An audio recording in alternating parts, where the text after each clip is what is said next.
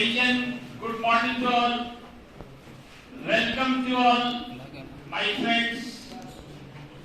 Today our topic is very important NCERT numericals. Magnetic effect of electric current पे based NCERT के जो numericals हैं, पिछले lecture में आपने 4 नंबर 5 नंबर तक पढ़ाया था। आज हम लोग आगे शुरुआत करते हैं 4.6 नंबर। क्या है? एक सोलेनॉइड है। क्या है? सोलेनॉइड और उसके अंदर एक वायर को रखा गया, परपेंडिकुलर रखा गया, मैग्नेटिक फील्ड के परपेंडिकुलर डायरेक्शन। ये छोटा सा जो दिख रहा है 3 सेंटीमीटर का है, रखा गया है। उससे 10 एम्पीयर का करंट पास हो रहा है। सोलेनॉइड का मैग्नेटिक इंडक्शन का वैल्यू दिया गया है 0.27 टेस्ला। परपेंडिकुलर है, नॉर्मल है, तो थीटा विल बी 90 डिग्री। और आपको फोर्स निकालना है कि सोलेनॉइड उस करंट कंडक्टर पे कितना फोर्स लगाता है। तो किसी करंट कंडक्टर पे लगने वाले फोर्स का फॉर्मूला होता है ILB sin theta.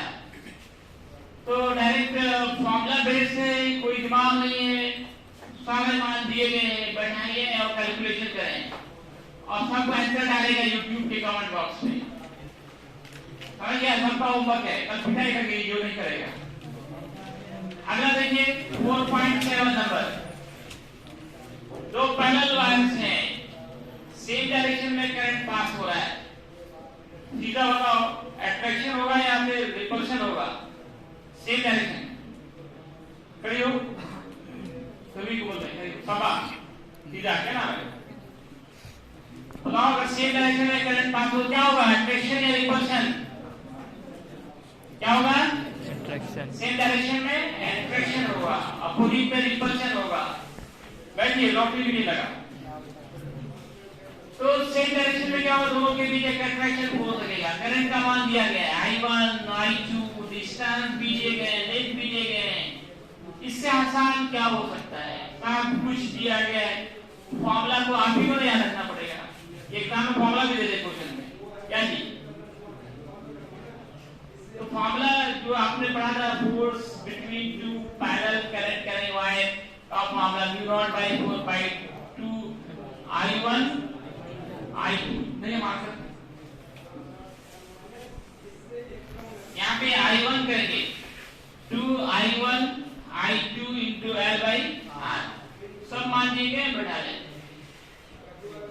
Next question में कहा है एक सोलेनॉइड है। यहाँ पर देखिए थोड़ा समझने वाली बात थी 4.8 नंबर। मैक्सिमम लोगों से यहाँ पे गलती हो जाती है। तो ये जो फॉर्मूला है ना μ0 Ni, ये n गड़बड़ कहाँ रहता है? n जो है ना, क्या है ये? Number of length per unit. वही ना, टोटल टर्न्स नहीं है, total turns in per unit length है, इन पर यूनिट लेंथ। यहीं पे लोगों से गलती होती है, सब जानते हुए गलत हो जाते हैं। μ0 Ni में n जो कहा गया था, ये number of turns in per unit length है। इसे जितने टोटल टर्न्स दिए जाए उसको लेंथ से डिवाइड करना पड़ेगा। इसमें एक सोलेनॉइड है और इसमें 5 लेयर है। एक लेयर हुआ, इसी के ऊपर दूसरा लेयर हो गया, फिर तीसरा, चौथा, पांचवा, इस तरह के 5 लेयर्स हैं। लंबाई 80 सेंटीमीटर है। 5 लेयर है, जो टोटल टर्न से 5 से गुना करना पड़ेगा। एक लेयर में 400 टर्न्स हैं, तो 5 से गुना किया 2000 हो गया, 2000 हो गया। Number of turns on per unit length ये निकालना पड़ेगा, N/L। N पता है, L पता है, डिवाइड कीजिए, मान निकालिए, ये मान आ गया 2500। अब डायमीटर का 1.8 cm है, रेडियस क्या होगा? D/2। ऐसे देखो, B निकालना है, क्या फॉर्मूला? μ0 Ni। करंट भी मालूम है, तो इस तरह से इसमें तो आपको रेडियस का काम भी नहीं पड़ा, रेडियस का काम भी नहीं पड़ा। अब अगला नंबर क्वेश्चन क्या करना है? एक स्क्वायर कॉइल है। क्या है? कॉइल। जैसे आप देखते हैं मूविंग कॉइल, गैल्वेटिक तो कॉइल लगाए गए थे हम लोग। फिर कॉइल पे अलग से भी मैंने टर्न का फॉर्मूला निकालवाया था आपसे। 2 बार आपने ये फॉर्मूला टर्न में निकाला है, NBIA sin थीटा। अलग से खुद एक लॉन्ग क्वेश्चन है। क्वाल का साइड दिया गया है 10 सेंटीमीटर हो जाती है। स्क्वायर क्वाल एरिया कैसे निकलेगा? Side square. अब एन दिए गए, करंट दिया गया, थीटा दिया गया, मैग्नेटिक इंडक्शन दिया गया, सब कुछ दिए गए, टर्म निकालना है। नेक्स्ट क्वेश्चन 4.10 का रहा है कि दो अलग-अलग क्वाइल हैं, सोलेनॉइड है, दोनों का स्प्रिंग कांस्टेंट सेम है। ये जो के है वो स्प्रिंग कांस्टेंट ही होता है। ये स्प्रिंग जैसा है, क्वाइल कैसा है? जैसा एक स्प्रिंग है, वो कांस्टेंट क्या है? दोनों का सेम, मतलब सेम मटेरियल के दोनों बने हुए हैं। नंबर ऑफ टर्न्स अलग-अलग है, रेडियस अलग-अलग है, एरिया अलग-अलग है, रेजिस्टेंस अलग-अलग है दोनों का। आपसे पूछा जा रहा है find out ratio of current sensitivity end voltage sensitivity. ये दो रेशियो निकालना है, current sensitivity end voltage sensitivity का। तो करंट सेंसिटिविटी का फॉर्मूला थीटा बाई आई, और थीटा बाई आई का मान कैसे निकालेंगे? आप आइए मूविंग कॉइल कैलकुलेटर में पूरा इक्वेशन क्या था? NBA बराबर K into थीटा, थीटा बटे I करना है, NBA by K, NBA by K। Power bank में भी आपको बताया गया, वो फॉर्मूला बैठा है। पहले वाले के CS1 लिखे, current sensitivity of first coil, ये current sensitivity of second coil, दोनों को डिवाइड कीजिए, K कैंसिल होगा, ये फॉर्मूला आ गया। सारे मान दिए गए, सब कुछ दिया हुआ, बैठाइए, रेशियो निकालिए। वोल्टेज सेंसिटिविटी थीटा मतलब डिफ्लेक्शन बाई वोल्टेज, और V को लिख सकते हैं IR, V को IR, वही से R आया है। बाकी तो ये पूरा करंट सेंसिटिविटी हो गया। देखिए वही चीज, थीटा बटे I into R, नीचे में थीटा बाई I को क्या लिख सकते हैं हम? N1 D1 A1 by K, अलग से क्या है R1। दूसरे का voltage sensitivity theta by V2, सब इसमें 2 कर दीजिए, लेकिन K में 2 नहीं करना है। सेम स्प्रिंग कांस्टेंट के बने हुए हैं दोनों ही कॉइल, इसलिए K सब में सेम रहेगा। डिवाइड करेंगे, ये K कैंसिल होगा, यहाँ भी K कैंसिल हो गया था डिवाइड होने के बाद। ये R2 ऊपर चला जाएगा, R1 नीचे रहेगा। सारे मान दिए, कितना रेशियो निकलेगा? 1:1, रिजल्ट कट जाएगा, 1:1 आंसर आएगा। तो आप लोग खाली एक ही काम कर रहे हैं, छाप रहे हैं, जगह तक नहीं छोड़ रहे हैं कि आगे हम लोग घरे में करेंगे कैलकुलेशन। सब कोई कैलकुलेट करेगा, आंसर डालेगा YouTube के कमेंट बॉक्स में। अब मैग्नेटिक फील्ड है, इस पे एक इलेक्ट्रॉन इन कर रहा है, परपेंडिकुलर डायरेक्शंस में इन कर रहा है इलेक्ट्रॉन किसी मैग्नेटिक फील्ड में।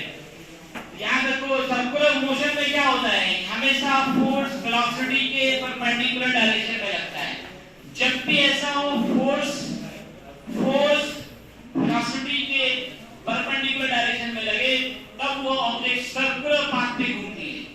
यहाँ यही पूछा है कि इलेक्ट्रॉन किसी वर्टिकल मैग्नेटिक फील्ड में इन कर रहा है तो वो सर्कुलर पाथ पे क्यों घूमने लगती है? रीजन यही है कि जब ऐसा हो फोर्स वेलोसिटी के परपेंडिकुलर डायरेक्शन में लगे, तब वो ऑब्जेक्ट सर्कुलर पाथ पर चलने लगती है। इसमें दो काम करना था, एक तो ये जो सर्कुलर पाथ पे घूम रही है, इसका रेडियस क्या होगा, what will be the its radius.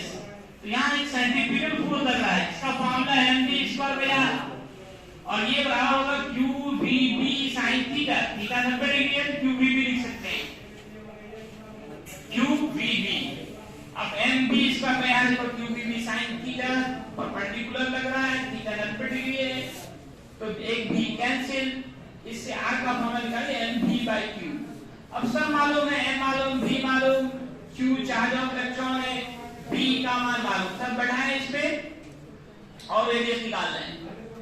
अगला क्वेश्चन जो इसी से रिलेटेड है, फ्रीक्वेंसी। आप एक तरह से साइक्लोट्रॉन फ्रीक्वेंसी पढ़ा था, वही फॉर्मूला लगाना है, जैसे वहां किए थे वही काम यहाँ करना है।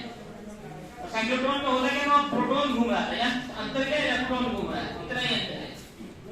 तो साइक्लोट्रॉन फ्रीक्वेंसी का ये फॉर्मूला हम लोग पढ़े थे, ये मैंने यहाँ पे फिर से कैलकुलेट करके दिखाया। और फ्रीक्वेंसी का फॉर्मूला 1/टाइम पीरियड, 1/टाइम period, time period time taken in one complete rotation. एक कंप्लीट रोटेशन को दूरी जो होगी वो 2πr होगी बाई v, v को ऊपर रहे नीचे बढ़िया 2πr, और r का मान देखो यहाँ पे n3 by qb, फिर भी कैंसिल, qb ऊपर गया by 2 पाई। अब सारे मान बढ़ाएं, कितना है 3 बची, कितने लोग सॉल्व किया, कितना है?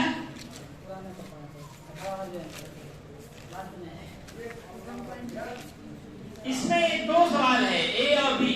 अच्छा पूछा है क्या, देखिए बिल्कुल नीचे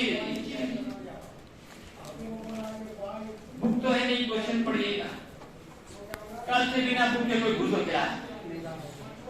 देखिए क्या करते हैं, एक बुक लेके आइए, गलत काम कर लो तो 30 में 3। अच्छा हाँ, तो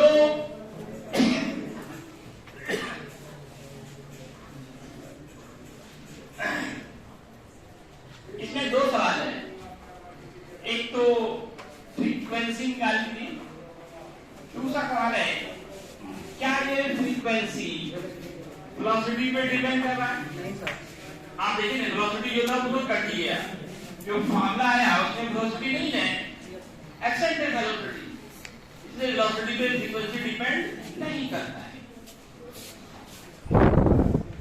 अगले नंबर क्वेश्चन में कह रहा है एक कॉइल है, इसमें नंबर ऑफ टर्न्स 30 है, रेडियस दिया गया है, करंट की है, मैग्नेटिक इंडक्शन की है, थीटा की है, टॉर्क निकालना है। और इसी में फिर बी नंबर दिए,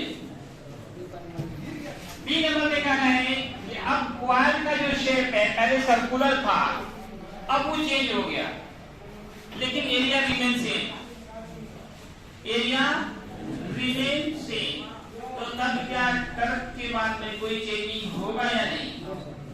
क्योंकि फॉर्मूला जो देख रहे हैं उसमें तो शेप से मतलब है नहीं है, किसी भी शेप का हो, एरिया अगर सेम है, टर्न सेम है, करंट सेम है, तो मैग्नेटिक इंडक्शन सेम होगा। शेप पर साइज पे करता है लेकिन शेप पे नहीं करता है, चाहे सर्कुलर हो, सिलेंड्रिकल हो, स्क्वायर हो, कुछ भी हो, area same, torque will be same, torque will be. ठीक है दोस्तों, धन्यवाद।